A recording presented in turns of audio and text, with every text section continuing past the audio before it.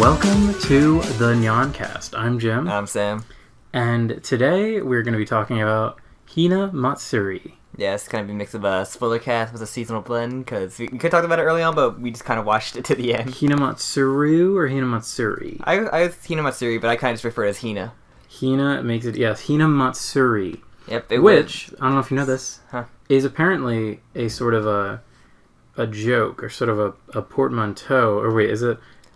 It's named after a festival called Hina Festival, or Festival Hina. Okay. So, I think, if I recall correctly, I think Hina... I need to look it up. I should have had this ready. I think Hina Festival has something to do with, like, girls maturing. Like... Mm-hmm. But yeah. Yeah. The anime from, like, the spring season based off a manga. Okay, sorry, wait. Yeah. So yeah, sorry, I cut you off. You're good. I do that to you all the time. So yeah, we are watching this show. What you said was from the spring? This spring, yeah, because we're in the summer season now. Yeah, so yeah, the season just finished. So Hinamatsuru, also known as Doll's Day, Really? Girls' Day. Okay, I can understand that one. It is a special day on the 3rd of March, so I guess it makes sense that it came out in the spring season. It seems like they put a bunch of ornamental dolls on red carpets. It sounds like a Japanese thing to do. It sounds very Japanese. So yeah, it represents the emperor, empress, attendants, and musicians in traditional court dress and so forth. I'm glad girls get their own day, Japan. Yeah, very nice. Mind my coughing, I'm a little under the weather, but... Poor boy. He's been suffering. So yeah. A little bit. Little history lesson out of the way. So I guess it's like a joke that her name's Hina. I guess. Hinamatsuri, Hina Festival. But yeah, it's based off of manga, though. And a lot of stuff in this season is cut off. Because, like, from what I looked, we're around, like, 40 chapters in, it goes. So, like, I think it's the first season, but it skips a lot of stuff from what I've heard. Uh-huh. So it's the anime, the manga started 8 years ago in 2010. Wow. So... I didn't expect it to be that, like... Oh, it's still going, too, right? Yeah, it says that currently there are 13 volumes. Huh. And, unsurprisingly, it is a seinen show. Okay. Because it's like a weird slice of life girl show. Well, that was the thing about it that I thought was kind of weird. It was like, it gets kind of violent sometimes, but it never goes like full Gurugamesh. No. It's like, there's like one actual like hand-to-hand fight scene at the beginning of the show, and then... They recycle. And then there's like one psychic fight, and that's it. It's not much action, where you're like, for the first episode would kind of make you think that. Yeah, the subject matter kind of delves into... Even like things that are a little more mature, but even the whole Yakuza, like, they have to wipe out like the actual like other guy like head. That's what I was thinking. Yeah, that was it. That's the only real thing. Because the show kind of changes, like halfway through what you expect it's gonna be. Yeah, it really is versatile. I've been thinking about it a bit today because I knew we were gonna talk about it, and I was thinking like it really handles. So yeah, just want to clarify, we've only watched the show. Yeah. We're only going to be talking about season 1 of the show. Who knows if there'll ever be another season. I read a little bit spoilers and discussion threads, but, like, yeah, I don't know that much about it. Mm. Yeah, there was a show I watched a little because I always heard good things about it, and I told Jim to watch it, and then he, like, blasted quicker than I did because I was, like, watching something else at the same time. Yeah, I went through it really quick because I had a day where I was, like, I think I was off work, and I was just, like, I just feel like doing nothing. So I just binged through it. And it was a really good time. Yeah. And then... basically... I just kind of want to give a little summary. Yeah, so it's like a slice of life comedy show with a little bit of supernatural stuff in it, but like that thing diminishes it like through. It becomes almost not even supernatural at all. Like it becomes way more of like a. Yeah, I guess a slice of life is kind of it's definitely different slices of life. Yeah, but the comedy is like not like typical. It's like it reminds me of a lot of like Konosuba comedy. Yeah, you'd said that. You recommended it to me as saying like it kind of was like a Dragon Maid meets Konosuba sort of thing. And I definitely see what you were saying when I started watching. Yeah, with a little girl being like Kana, fused with like Stitch, fused with like Mob.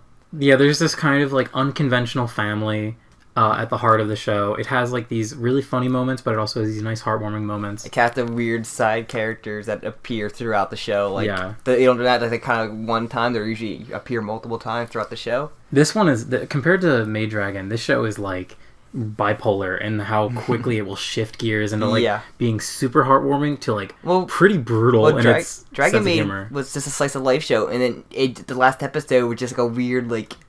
Dragon Maid always had like Dragon Maid had really good tonal shifts, because it was like, I remember the first episode when she and Toru first get together and they're first hanging out, and then there's that really like dramatic scene at the end where it's not really dramatic, but it's played like really well, where Toru's like having like a bad dream in her sleep, and she's like having PTSD about when she was like killed by the humans, or well, they thought they killed her, and that sweetness, like the taking the time to show that moment really helped endear the characters more. But this show, like, I felt like the character growth is very clear throughout the show, and you get that like sense of growth in like, all the characters, which is really satisfying. Yeah.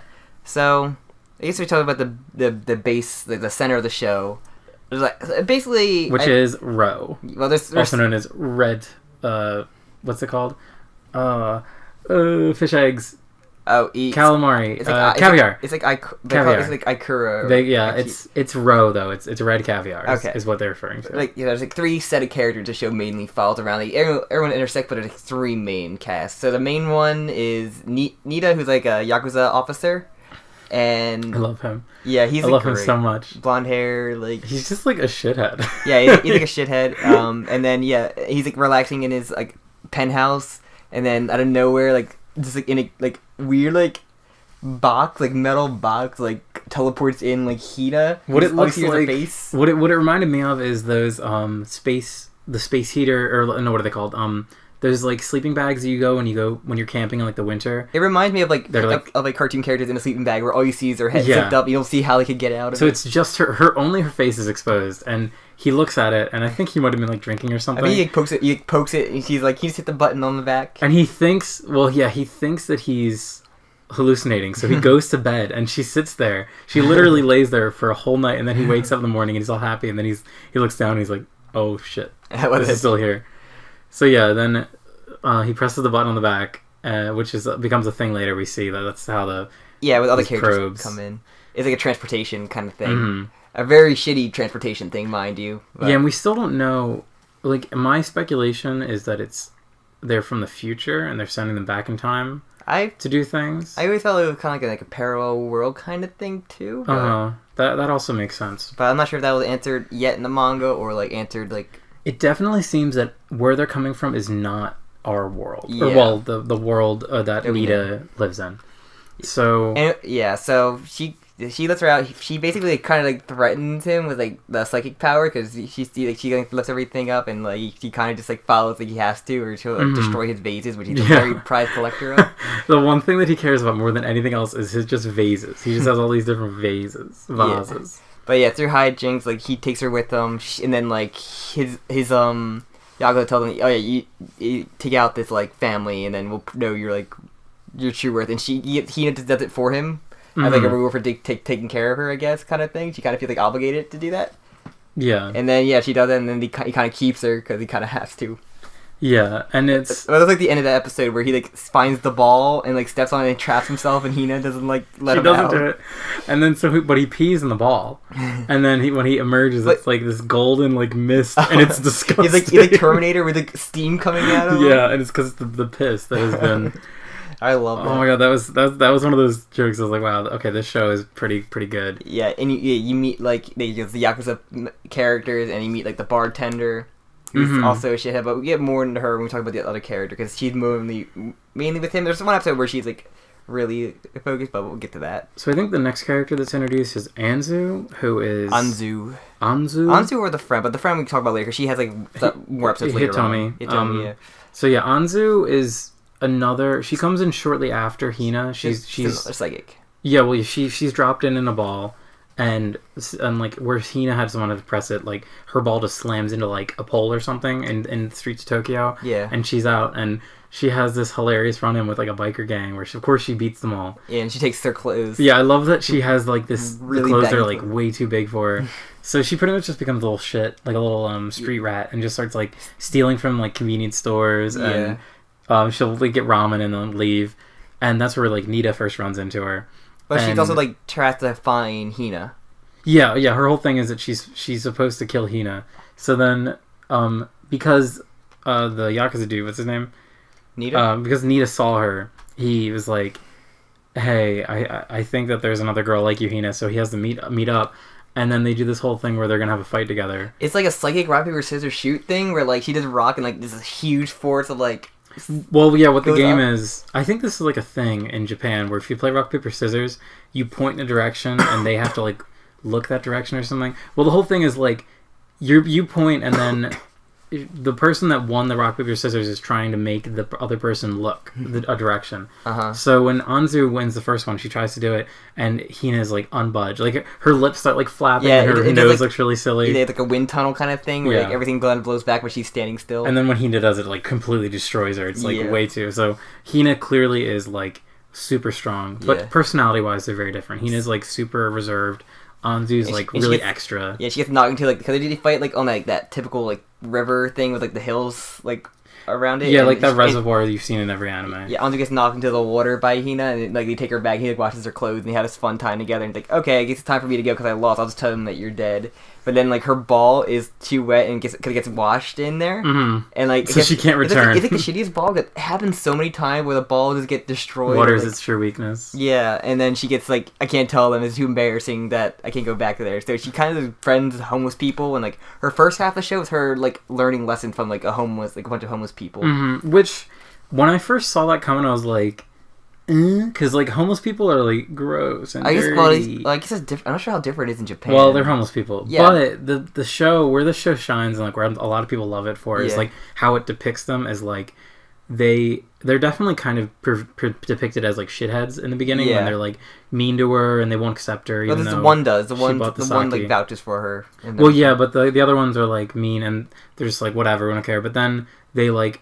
See her sing, they ask her to sing, and they're like, oh, you're like my granddaughter. And I was like, oh my god, that's like actually really sad. So they all take a liking to her because she's super put her little cabin and everything. Yeah, and she's super Genki and she's super like into that lifestyle. Like the one homeless guy, I forget his name. The one with the glasses. Yeah, he's sort of the main one that takes her in first. Yeah, he teaches her how to cut cans. Yeah, and that's the thing, like he kind of runs her through what he does in a day, and he's like, because he has the impression that like she has somewhere else to go. Yeah. So he wants to show like this is what our life is like. We collect cans all day long. You get like 50 yen for it, which is not even 50 yen. Yeah, like 50 yen. It's like less than like $10. The one is what she makes. The one episode she gets like Nita gives her money and like she's like, should I give it to you? He's like, no, we'll just spend it on booze. Like, but do something for you wanted to do, or like. And then it ends up getting stolen from her. It's repay your debts to like the bartender girl. It was like all the local businesses. I love that all the local businesses are like teaming up to like prevent her from getting away. But yeah, she's probably my favorite character in the show. She grows the most. And like I don't know, all the episodes with her like always like really sad and like. Yeah, that's where the show really is like its most like heart wrenching with her because it's like the whole story of like a runaway essentially, like a homeless child. And there's an episode where like she kind of like has to because they have to move because like they're kicking all the homeless people out of the park and like. Okay, we can't bring her with us. We're all gonna have to kind of separate for the most part, and it's gonna be in his family. But like, we have to find her a home. They find her. They get the bartender to get her. Chinese restaurant owners. Yeah, they say it's Chinese restaurant. And then like that's the lesson where like the owners it's like her like reintegrating into society and like because she's also like doesn't know how to spend money because she's like so used to getting so much small amount. Money's such a huge value to her, but, like because she's used to getting like $5 a day. Yeah, and the Chinese family are like they want to just trying to keep her like this living. But like I want to work for my money. I don't want to like just get this free allowance. I want to work for it. Yeah, every scene where it's her like saying something that she learned from the road, and the Chinese family are like, oh my god, this poor child. Like, having tissues. Yeah, they're like, get rid of the tissues. I love that. It's like it's so funny because it's just like. I don't know. I love them. I love the Chinese family of Anzu. Yeah, it's so heartwarming. It's just like it makes you feel good. I know. She just like has like all like the best best moments. Right, Hina's kind of the weakest character out of like Hina definitely suffers. I wonder. I like the episode. I do like the episode where Hina wants to because one episode where Nita gets like he gets a promotion because out of misunderstanding, and she wants to celebrate for him, and she doesn't like understand like how to do a party. She fucks up. She makes a funeral instead of like a party. But when she comes out of the casket, it's like that scene is so funny. She like slowly emerges like supernaturally. Like it looks like she's like making herself levitate out of it. Congratulations on your promotion. She also had a thing like she's like, bah. It was kind of a thing like, when we referenced like early on. Remember, she has to use her powers like every day, or like builds up and kind of causes an explosion. That never came up again. No. Well, it meant like she was dangerous because I thought she was like a prisoner or something one time. That's why she like. Yeah, I kind of figured early on that she was used as like a murderer, but like I wonder, or like some sort of like disposable weapon. But like, I wonder why she met Nita. Like, what is the reason why she got sent to Nita's house? Everyone kind of gets sent in a weird area. Because I know it was the other lady, like the adult lady, who buys a dog to like test. Yeah, they never do anything with her really. Yeah, I read one spoiler at the time that the no spoiler. We're not gonna spoil the manga. In a future arc, but like I'm not gonna say what it is, but it's like in the future. Mm-hmm. Yeah. Let's not. Let's weird. Don't say like any more. That's the only thing I know from that. Okay. But, like, and then So yeah, let's move on to my favorite character. Yeah. Who is Hitomi Mishima, who is like little child Yukiko. Yeah, she really does look like Yukiko from Persona. She has probably my favorite storyline because it's like I love that. The typical like super overachieving girl in middle school who then gets roped into this like super seedy life of becoming a bartender. And well, she befriends Hina because she always falls asleep. Like, okay, may as well help her out because she kind of just like nobody in school. But then of course because Hina has the connections to the Yakuza and stuff. And there's this really funny... Well, there's a scene where she has, like, a whole misunderstanding where she's in the bar even though she shouldn't be. And this dude's like, alright, come over here. I'll teach you... He's like, I really want to... Whatever. It's like some drink. I think it was a martini. He's like, I'll teach you how to make martini. And then she has this knack. Because she's, like, the perfect girl sort of thing. That she's, like, great at bartending. Any show that does, like takes the effort to animate, like, a martini shake. Yeah, the animation's, like, really, like, good. Like, they spend a lot of time... Well, not generally. I think the animation in the show is kind of weak. But whenever it's like her bartending, it's like animated on like twos. Like it's pretty looks pretty good.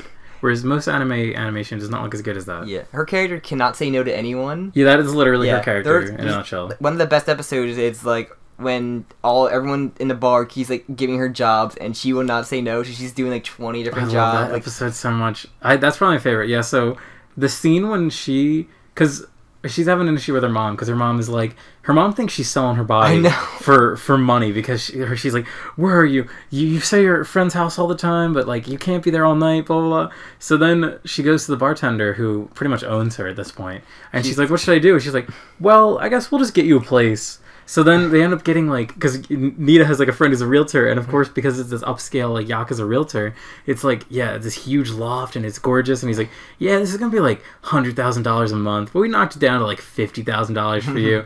And she's like, I can't afford this, but then the bartender like holds her down and like forces her to sign by the lease. Yeah, which is hilarious that this middle school girl's like crying her eyes out, like she doesn't want to get this lease. It's gonna put her in debt. What's the bartender's name again? Let me look it up. Yeah, but she was calling her the bartender. Yeah, speaking of her, she's just like this terrible person. Like she drinks on the job. Her name is Utiko Sakura. Sakura. Yeah, and like Nita tries to ask her out, and then she just like, oh, I don't want to date any single divorced dad, because Hina tries like, he wants to ask you out. They always try to get, and they do, but like he's like a terrible person. Where Nita like realizes she's a terrible person, and the one time he goes, I don't know why I liked her at any point. She's kind of terrible. Yeah, that was funny. It was so funny because like in another show, and who knows, maybe they do this later. It would still like be like romantic. Yeah, and in any other show, it would be like you see them and you're like, okay, obviously they hang out a lot. They're just naturally going to get together, but then they have like zero chemistry. Like they actually kind of hate each other. What's it called? I think was it my basement? I don't know. I watched one of the videos, but like it's like she like was in like when Hina walks towards him like the OP like and then she was next to him. And then once that episode happened, she disappeared from him. Oh wow! I noticed in the ending song there are scenes or in episodes where Nita and where Hina goes like disappears. Or she's gone. She disappears. Yeah, she's not in the She's OP. gone from the scenes that he's. And the bar adds up with side characters as well. Oh, I didn't notice because I watched it through like later on because I don't watch the ED every time. Yeah, sue me. It's one of the changes though, which I like. Yeah, I do appreciate that. But yeah, it's just like the little extra touch detail. Yeah, she's just a terrible person though. But I love the reason like people cry. Like Neopi, every character cries, and it's all because of her. Like, yeah, and it's funny because like I don't know, I just love. I've always had this dream of being a bartender. I love bartending, and I love the little. What's it called? Do you know what the? Let me see. I even got you that one Steam game about bartending. I do. Yeah, I know. I definitely fetishize the bartender lifestyle. I mean, see the name. You are a personal bartender. I am, yeah. Whenever there's drinks around, I'm always the one mixing them. But so I love like the aesthetic of the bar, and it's like it's one of those bars that is like super high class cocktail. It's like bar. It's like a dark, darky downstairs kind of looking bar. It's like a dark downstairs bar. It's dark. Yeah, you go to the basement, and then it's like kind of sleazy, but it's got like a nice high class. I love it. Yeah, but. So I love Hitami because Hitami is just this great bartender, and she's so good. Every time she like pours the drink, she always does that thing where she like quickly she grabs the shaker and she's great. You just watch the animation of her shaking the thing. It's like you'll know. Yeah, you know that they care about mixing drinks. Like if they would totally pull a Catherine where like they'll have like a drink fact for some reason. But, I'm sorry, I don't know if you've seen the cover, but Nita's holding a gun and a sword on the cover of. I guess Yakuza, I guess. And then so that's. And then there's one more like main character. Well, before that, it's because they have like. This is the episode I don't like. Where about like the class. I think I like the one about the one that Hina made think she was crazy because of like she used her powers. Like made her think it was. Sure, episode, but like the other one, like the pseudo council girl and like the guy friends that I'm. Yeah, there's the two. There's the two like boy classmates that they keep trying to push in, and they're just not funny. Yeah, I don't like their dynamic, and especially the girl who's in Yuri. Student council girl. Yeah, she's like has a lesbian attraction to the Yukiko girl. Yeah, she does, but she has like the creepy sort of voyeuristic way. So it's not like a good relationship, or like it's not something that you want. It's something that you're like kind of supposed to laugh at or skeeve at, which I'm personally skeeved at. Yeah, I hated her character instantly. I like the girl. She kind of reminded me of Yan Yan from kind of too with the back pit. The crazy one, the one that had delusions of grandeur. The one that wants like she's like the sci-fi kind of person, and she thinks she's like could use magic with Hina around. Yeah, I really enjoyed because she saw her powers. Yeah, I like her. I enjoyed that episode. That was funny. But I think so one thing I wanted to talk about, it's the show does like a split episode thing sometimes. Yeah, where it'll have like two stories. Yeah, which is really non-common in anime, and it really does work here because it seems to me like they probably were adapting just maybe one chapter of the manga. Yeah, I'm not exactly sure how long the chapters are. Yeah, I'm not sure what kind of how many panels, or it was like a shorter one. Yeah, because I know just from reading like JoJo's chapter length fluctuates a lot. Yeah, or well, not chapter length. I'm not sure how page counts. How slice of lives are, but excuse me. It sounded disgusting. A little bit. You can edit that out, I hope. No, we're leaving it out. All right, thanks. That was a gross one. It's coffee. So. Well, I just want to say the English publisher for this is called One Piece Books, but peace is spelled as in world peace. That's nice. That's really confusing. Yeah, so our last character, I guess, psychic girl that we... Do you know her name? Mao. Yeah, it is Mao. I remember her. But, because she... I remember. So, yeah, the adult psychic lady, I guess, in charge, she was, like, gonna judge Hina. She's like, oh, we lost the ball, so we're gonna call someone to bring him in. And are you talking about the older? Yeah, the older. Oh no, I'm talking about no. I'm saying the older one called Mao in. Oh, she's like, and you get more balls to bring him back. Okay. And yeah, and she summons her like on a deserted island, and the balls go flying into the ocean. So like she's on a deserted island, so she makes coconuts like out of Hina and Anzu. Yeah, she carves little faces in them. Just goes crazy. And she spends a very long time on the island too, because she expects someone to come get her. I didn't count. No one does. Yeah, she like marks the tree. I didn't count how many, but it was a lot. Like multiple months. That's what confused me because apparently, you know how like we have the tally system. Yeah. Apparently, Japanese don't do the has cross a tally system, but it's like an E shape. But they don't do the cross though. They just I think it's like it's an E shape, and then on the bottom reverse side, that's the last one. It was really weird. So I had a hard time, but yeah, you're right. It was definitely months. She spent an extended period of time. And one day she just kind of snaps, saying, "You're not really that." But I like that Hina always says, "Feed me." Yeah. Anzu's the only one that really talks to her. Yeah, and those scenes are really good, and the voice actress did a really good job, like recreating the characters because she nailed. Specifically Anzu, she really nailed how genki Anzu is, and also, like kind of tsundere. Also, like they spent way too much time of her being nude. And she's like a 13, 14. A 13, 14-year-old. I wanted to talk about this. The show has like a pretty extensive amount of like nakedness. Yeah, well, at least with Anzu, she take the one thing she's like at the Chinese family. She always take cold shower because the only shower she ever knew. And she has one time where the mom like checks in on her, and she turns around like completely, not like just like a head turn. Yeah, it's that, and whenever the girls come out of their balls, they're naked for some reason. Yeah, I guess that might just be like a Terminator reference, but that or they just can't travel with clothes on. Yeah, it's just kind of gross, and I hate it. Yeah, well, because like you could have done it and not have been like as showing. Of course, they don't reveal anything, but like they kind of do. But That's why it's seinen, I guess. But yeah, she leaves the island. Like, okay, she'll come back. You don't see her until the last episode. Yeah, so I imagine that she probably is introduced like later in the manga, and then yeah, they kind of had to throw her in there to make sense for what they're going for second season. Yeah, maybe they have like concurrent stories with her, like every few chapters they revisit her. Yeah, could have been just combine all the island stuff into one thing. Maybe. Yeah, I wonder. I love the scene because I was like, I saw her on the island. I was like, oh wow, she's gonna have to like fight to survive, and then she just walks to the ocean and just lifts fish up and then eats fish. I was like, psychic. Wow, that was extremely easy. I forgot that she was psychic. She makes like a house very easily and everything. Yeah, but so then you jump forward later and she's still so her. You want to talk about the last episode right now, or do you want to talk about another episode? Because that's like the last episode's kind of like big.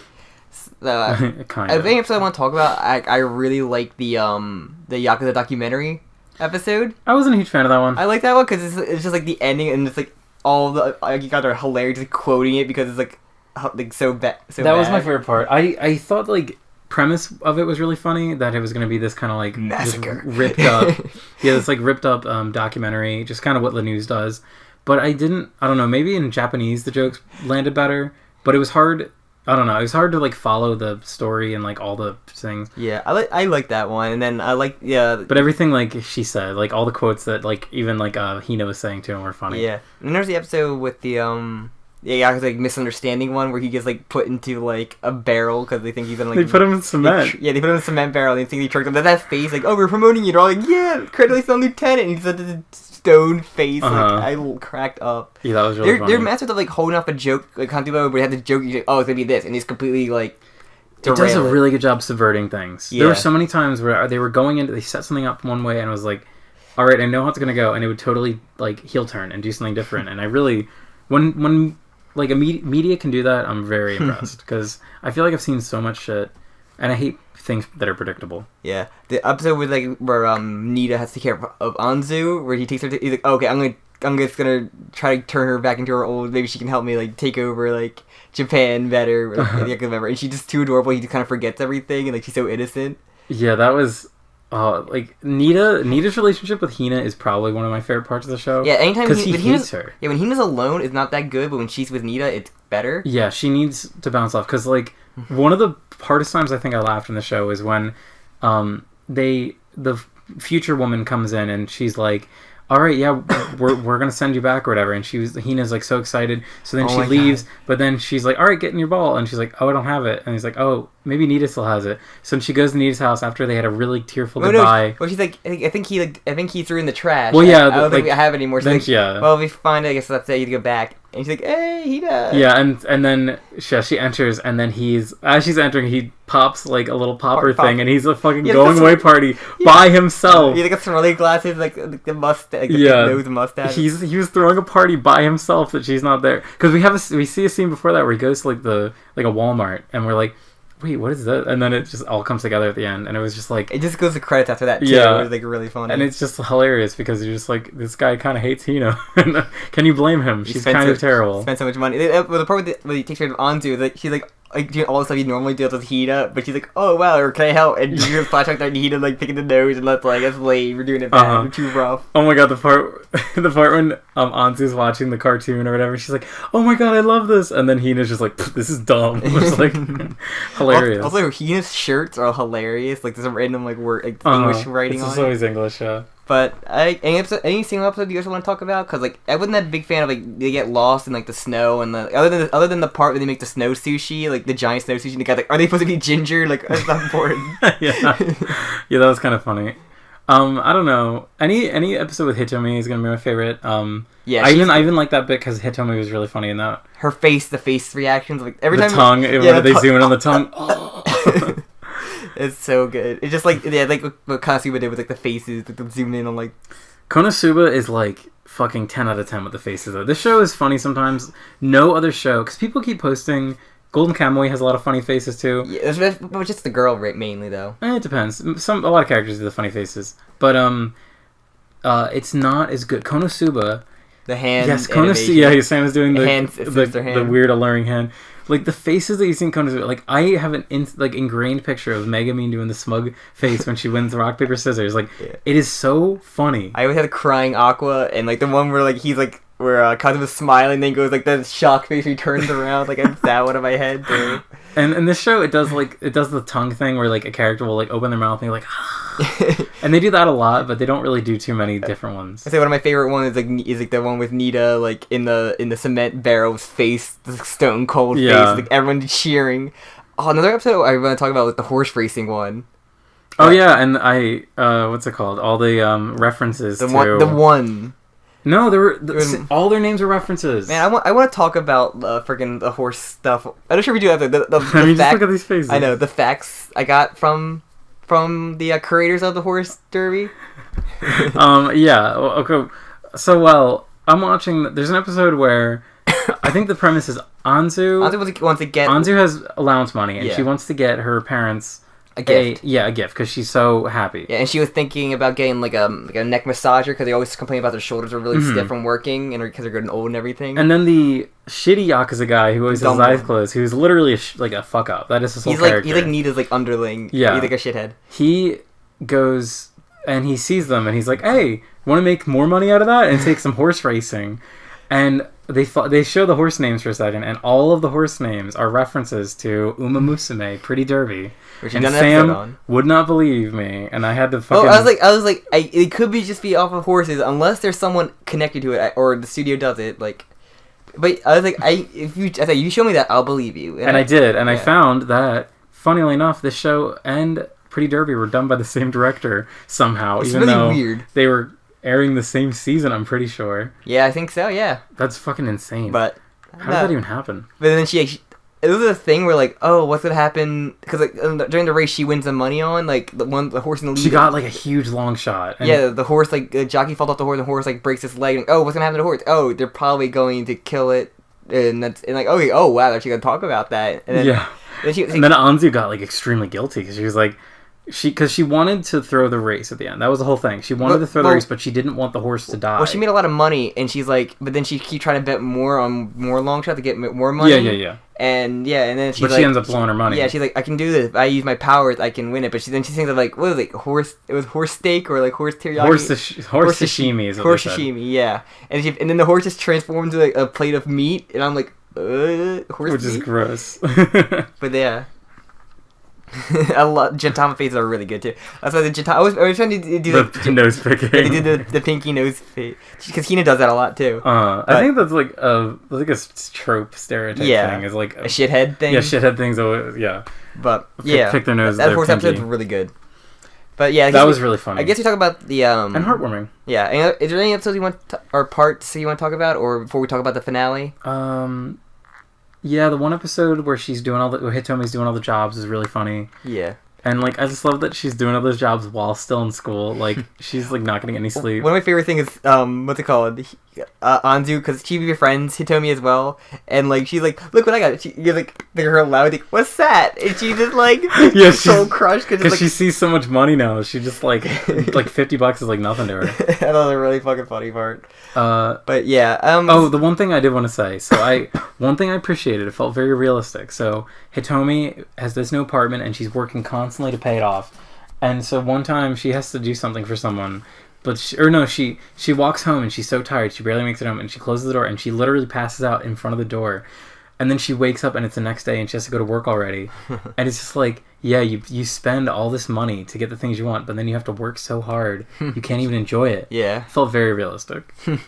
But yeah, so the finale had it had like her in the snow with the classmates and they get rescued, and that's like the first half, and then it kind of goes like the reunion thing, and like all the credits roll. Like, wait, but there's still like 20 minutes or like 15 minutes. Yeah, there was a good half of the hell left. And then it goes like out of nowhere. It goes 3 years later. Like, what? Not since I saw the Bratz movie. Shut up. Okay, have you ever seen the Bratz movie? Yeah, I haven't seen it, but I know about it. It's fucking hilarious. It actually is legitimately like a good bad movie.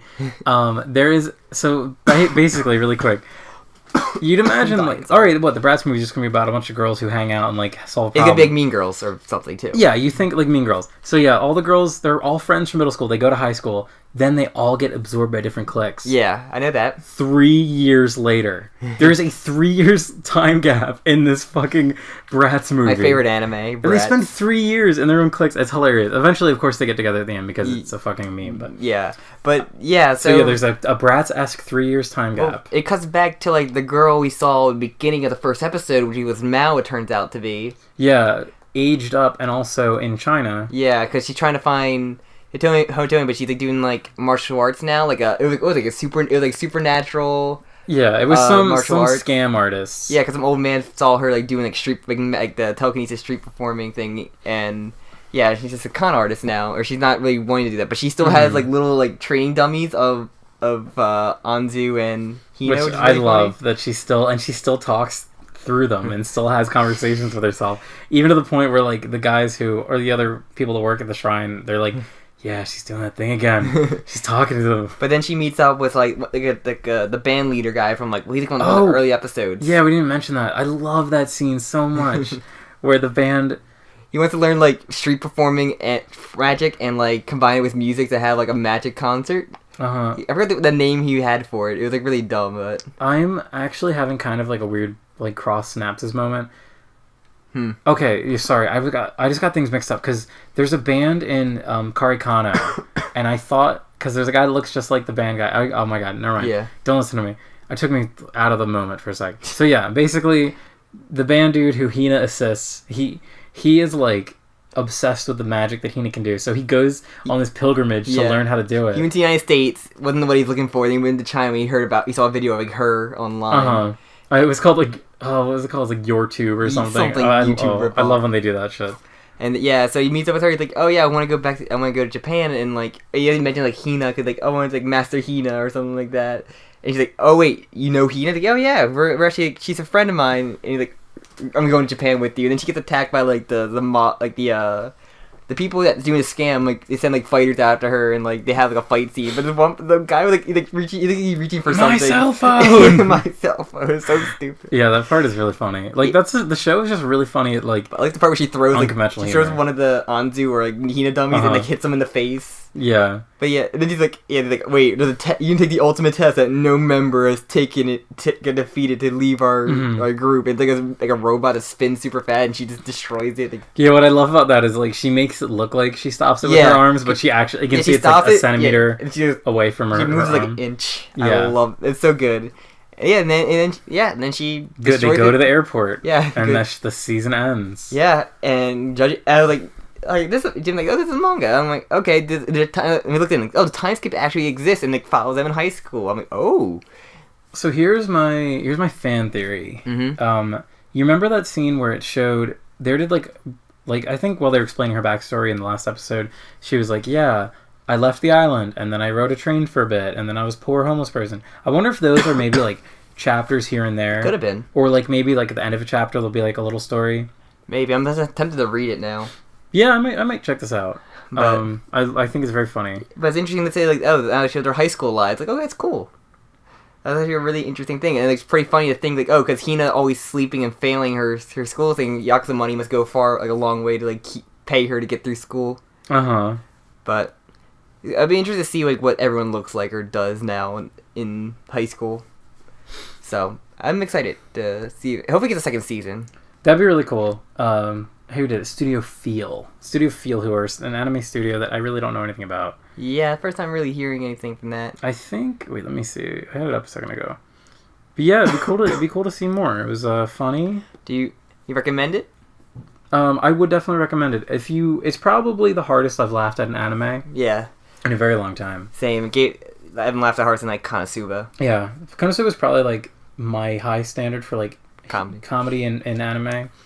And this was really like I don't laugh at much anime, and this made me laugh like several times per episode. And they were like big laughs. Like they're just really good with the timing. The timing is so good, and that's why like same with Konosuba. Like Konosuba is a light novel. Yeah. And I'm wondering how well the comedy can work in that kind of, because so much of the humor in the show is like expression or like reaction based, and that's so hard to nail in another medium. I guess manga is not as hard. Well, light novel especially, but like yeah.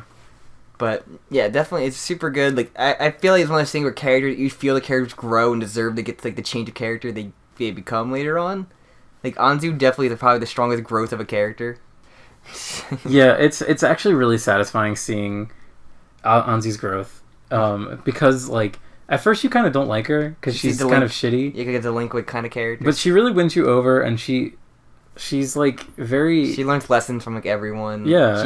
She works hard. She feels the most like a kid, ironically, even though she's, like, the one that's homeless and with superpowers. Like, compared to the other one, she feels the most like a child. Yeah. The way that she acts, and like probably even like a little immature for her age. Yeah. Since she's supposed to be like an early teenager. Yeah. I said Hina kind of, as I said before, Hina's kind of like the least best character when she's not, especially when she's not with Nita. Yeah, Nita kind of steals the stuff. The one time I really liked her bit was when she tried to impress Nita and she tried to clean his whole apartment and destroyed. And everything she did was failure. And then he kicks her out. Well, yeah, and then she ended up eating like the row that had gone bad, the ikura, and I think that just like, made it even worse. So it's so funny. Yeah, I also like he kicked her out at one point. But yeah. Oh, it's so funny. But yeah, so yeah, I liked it a lot too. I definitely recommend it. Probably one of the better seasonal shows.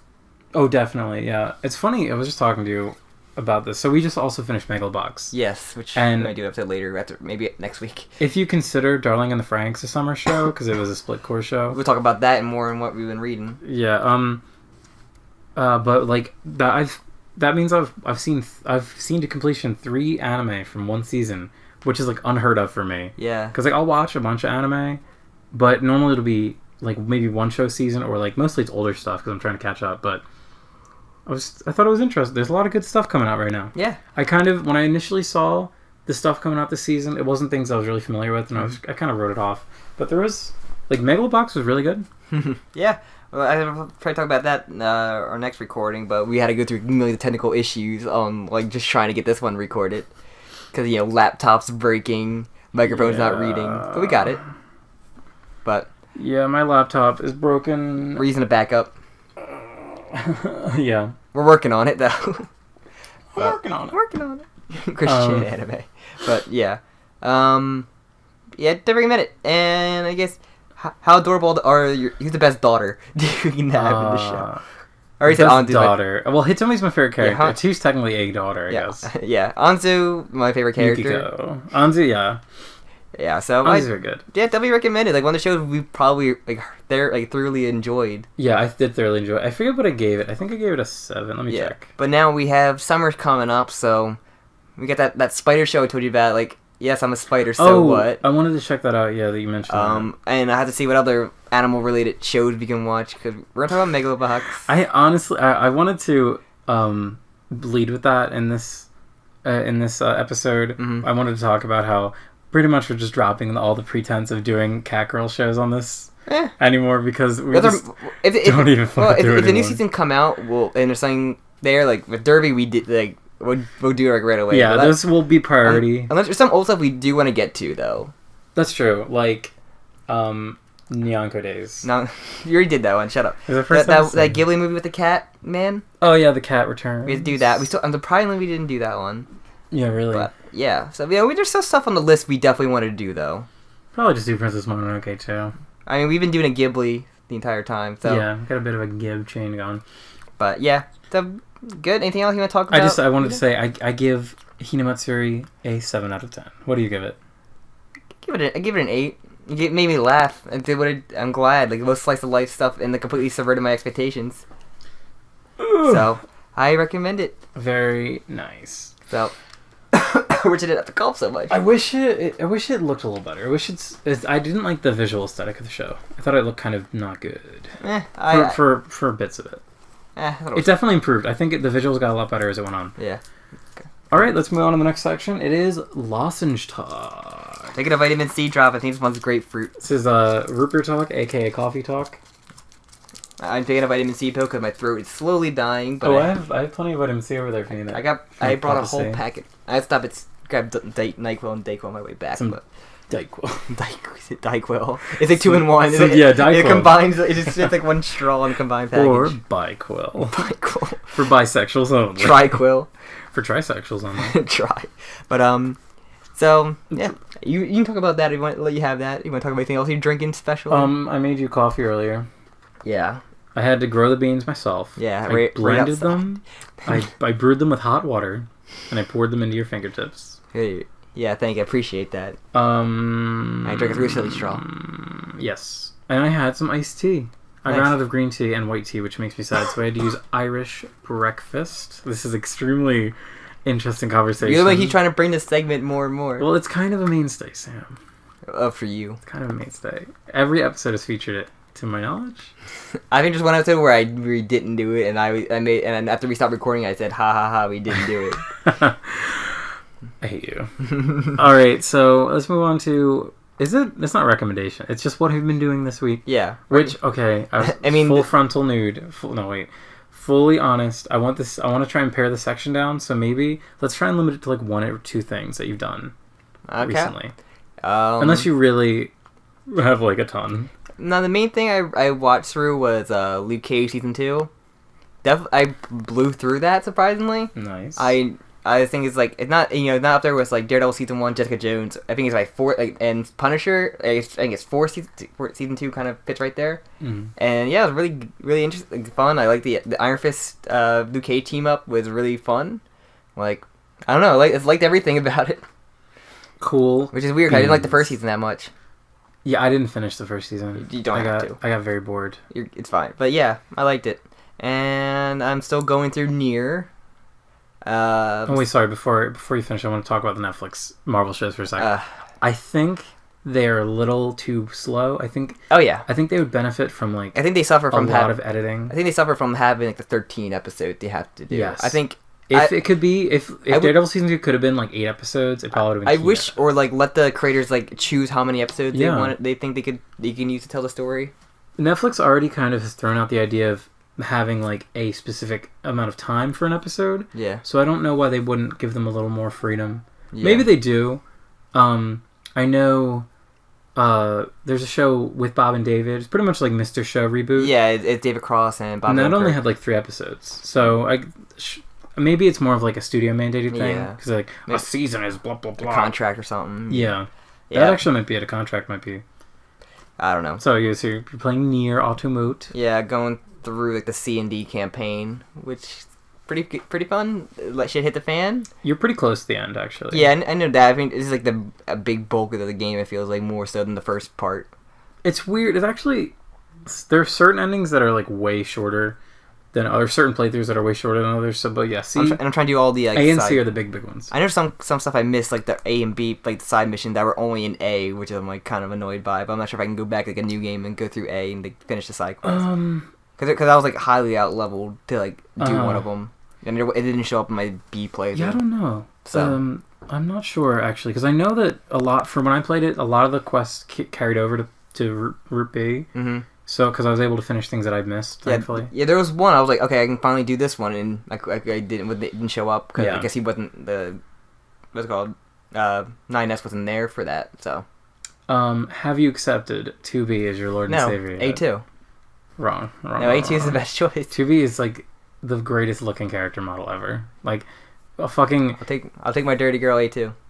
Gross. Her filters all gunked up with sand, and you're like, "Oh, I want that one." Unlike a Skywalker, I don't hate sand. So. Alrighty then. I like her. I just like her design. I like her play style. Yeah, she does play different. I love her. Her dash is really fucking cool. And yeah, so I want to talk more about it once I finish it, but like... I would love to do a spoiler cast for Nier Automata. We can, and then I have to watch Clint's videos just get like a update through them, like just get some little things I missed. What was the newest? Was the newest one 40 minutes long? Yeah, it's like 50 minutes. Yeah, that boy, beautiful boy. Did you see? He got like, the official like Nier. Yeah, the Nier Twitter. That was like, you had Adel beads in like one of your videos and like supporting it. No, the best thing that I saw was that day I saw he tweeted something about wanting to fuck Lola Bunny, and then that day Nier the Nier Twitter favorited it, and then he was like, he even posted like that feel when you get a huge influx of Nier players and you have Lola Bunny, you want to smash Lola Bunny. Like, people don't believe me. I had a friend don't believe me, but here's a poll. You guys would for Lola Bunny, fuck. Oh my god, that beautiful boy. I love Clem so much. I know. So I'm trying to think. Those are the two main things that I've been doing. Like I have playing like Devil May Cry 4 a little bit, but I haven't I'm going through it hard. Yeah. So Nier's been the one thing I want to do. Good. Gotta finish that boy. Remember when I played Nier? I played it like straight through. I think I put like 40 hours into it. Mm-hmm. Maybe. Yeah, it was pretty long. Yeah, I think that's it for me. Alright. I'm watching another anime right now, but I'm not gonna talk about that until I'm like 3 episodes in to have a solid opinion on it. So that was Sam's 2 things he wanted to talk about. Yeah. I watched a lot of anime lately. I've had a period, I went through a period of time where I didn't watch that much anime, and I was like, you know what, I want to fix this problem in my life, because I've been working, and I watched, I watched a bunch of Darling in the Franxx. I caught up to it, and then I was like, I didn't catch up, but the show was still airing, and I was like, alright, I'm going to finish it when the show's all out, which I also have finished. You could probably do your own episode just of ranting about it. I might just release a video where I rant about Darling in the Franxx. You could just do a rant episode where we can just either rant about Darling, and then I can just rant about the weird lore of Pretty Derby that we got the creators to talk about. It'll be like we can make it like a competition, like who, and then the commenters can comment who ranted best. Yeah. Like all the Dick 3 Show, of them, or what's it called? Like the biggest problem in the universe. Yeah, so the first person to comment, our only commenter, would be the one to decide. So yeah, I finished Darling in the Franxx. I don't want to spoil anything, but basically, fuck you. Okay, so I down. fucking hated it. So down then. Which really sucked because I can't. It's hard to say that I hated it because I liked a lot of the things that it did earlier on, but the last arc was just like. It felt like so trite and devoid of originality, and I didn't like it. Yeah, it wasn't good. We could totally do a rant episode. It's not a bad idea. I know you might. There's a lot you want to get off your chest for that. Yeah.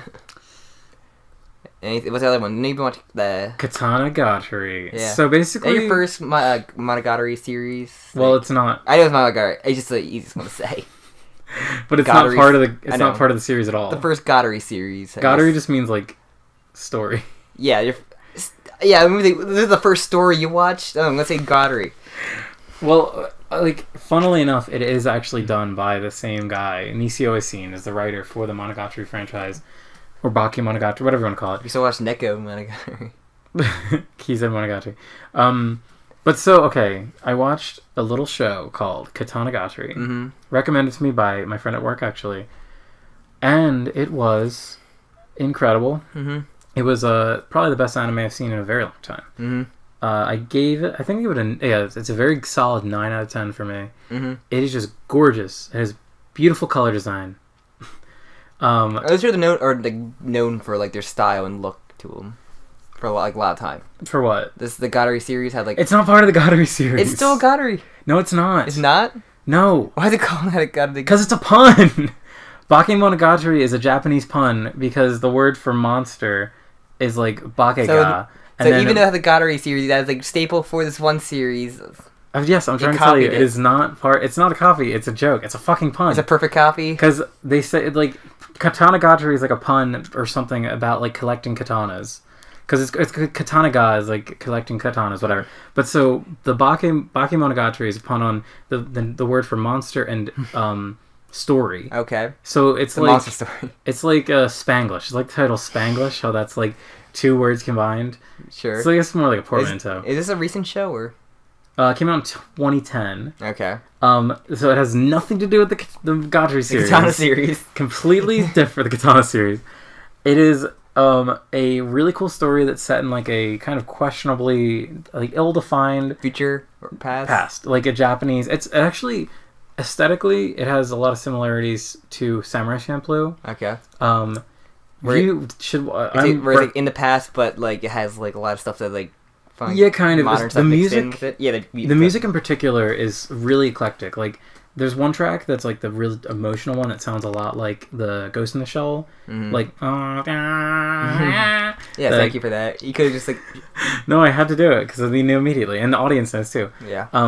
It sounds like that. There's another one that has like this old Japanese man singing, but it's got kind of like a beat to it, like. But it's really just gorgeous. Like the character designs are gorgeous. Like the colors are amazing. It's about this guy and a girl, and the guy is like a sword. He's from a line of like swordsmen, quote unquote, but he's not actually. He can't wield a sword. Like every time he picks a sword up, he ends up like sliding out of his hand. But his body is the sword. So basically, it's just a style of martial arts that's super powerful. So basically, every episode, there's 12 episodes of it, and it was released over the course of a year. So one episode came out per month, and each episode is them in a completely different location, searching for the katana. They normally find the person that is the wielder of the katana, and then there's also this band of ninja. There's 12 ninja who are also going after. So generally, like, there's a ninja that's trying to get it too. Yeah, and it's just is awesome and really great, and it's gorgeous to look at. There's one episode in particular. Halfway through, it's like a really like emotional, like character centric episode. Well, they really all are, but it's animated so beautifully, and like the character designs, the outlines are super thick, and it looks like nothing I've ever seen. It's fucking Kino. It's glorious and delicious. But how does it connect to the Monogatari series, though? It does. It takes place way before. I'm kidding. But I recommend that so wholeheartedly. I think you should check it out. It is seriously great. It's 12 episodes, but the episodes are 50 minutes long. Jeez. And there's a lot of talking. That's some Fate stuff right there. Well, the one episode, Fate. Fate is like... I know it's funny that the one takeaway you have from the Fate series is the first episode is an hour Fate Zero was an hour long and nothing happened. Yeah, I don't know. I want you to try to watch this show, but I also feel like you won't like it because it's a lot of talking and character. Because the guy who wrote the Monogatari series... He wrote the shit. Who wrote this shit. He's known for making very wordy scripts where there's a lot of character exposition and conversation, but it's all about the characters. Like, the show is really about how the main character develops better than any character I've seen as like as that kind of like main role. He goes through an incredible arc. I love this show. I just can't recommend it enough. All right. I'll consider it. All right, then I guess anything else at it? No, that's it. I want to try and keep slim, even though I end up ranting for like 5 minutes. It's good. Then where can they find us? So we are on YouTube as the Nyancast. We're on... Nyancast is on iTunes. Also, yeah, the Nyancast is also on iTunes. We have a sister podcast called Jo Kakakaka, where if you like JoJo and reading current JoJo chapters, give it a check out. Every time there's a new JoJo chapter... YouTube only. Oh, it is YouTube only. Every time there's a new chapter out, we try our best to get an episode out as quick as possible, where we have a brief discussion. Yep. I like to speculate. I like to not look at anything beforehand. I like to jump into it with kind of fresh eyes. But yeah, that's me. And yeah, that's basically it. Which you probably get a chapter of that in like 2 weeks or so. Yeah, I was just thinking about that. Like, last chapter really satisfied me in a lot of ways. Satisfied a lot of people. Whereas we get that out pretty quick too. Yeah, we did. It was like our best one. There was so many. There was such a long stretch where it was constantly like cliffhanger that we finally have like kind of the end of a bit, and that felt really nice. Yeah, it felt really nice to have a conclusion. Yeah, so we might. That's I think we should do that a rant episode. I know you want to rant about Darling. A rant episode of what? Just a rant about anything. I think for JoJo part 5 got announced. So I think we after a couple episodes we maybe want to talk about like how it's going so far, or maybe we just talk about how like fights we love in part 5 are like some like animated wise, because we can just talk about that too. So we may have some kind of crossover episodes. I guess you can call them that. Of like kind of both shows. Yeah. Oh yeah, because then whatever. Yeah. It can be a weird thing. I was actually thinking today when I was taking a shower. I was wondering. Shower thought. It was a shower thought. I was wondering, should we split the channels? Should I make a Joe Kakaka channel? I think you could. I don't think it's too late. I just think it would make a lot more sense, and people wouldn't have to worry. If they're into the JoJo stuff, they wouldn't have to worry about. You're the one in charge of that stuff. Yeah. It's up to you. How much work do you really want to do? It's not that much work. It would just be kind of a pain because I need to make another email, but... It's up to you, man. I'll think about it. So yeah, you also can follow Nyancast on Twitter at the Nyancast. Follow me at GoKaikun, and I think that's it. So I think whenever we do next, our next thing might be Megalobox. So yeah, check out Megalobox. Just finished that. Yeah, because we just finished that, so we might do a spoiler cast on that as well. Because that many time that we can like go burn through a season. You might do My Hero Season 3 whenever that finishes up during the summer. Oh yeah, I forgot we finished halfway through, but I think the other half is starting up for summer. Yeah, I didn't even realize it was going to be a split core show. I know, which I'm enjoying that show still. Yeah, I actually like it better than I have ever liked it before. Yeah, because I kind of didn't like season 2. Oh yeah. It was kind of a lame. It was a tournament, but not really that good of a tournament. Yeah, I didn't really care about it. But it also inspired lazy cosplayers. You're so brutal, Sam. I don't know. Just wearing a school uniform and a wig was kind of like I like the superhero. I like the superhero costumes too much to really like. Yeah, they're pretty good. I like how showy they are. Yeah, but all right, let's end this. I'm really hot. Yeah, me too. We have the AC on. Can't wait for winter again. Yeah, thank you for listening. Bye. Bye. Get the AC on there. I've been Jim. Oh, I'm Sam. I was leaning back. Come on.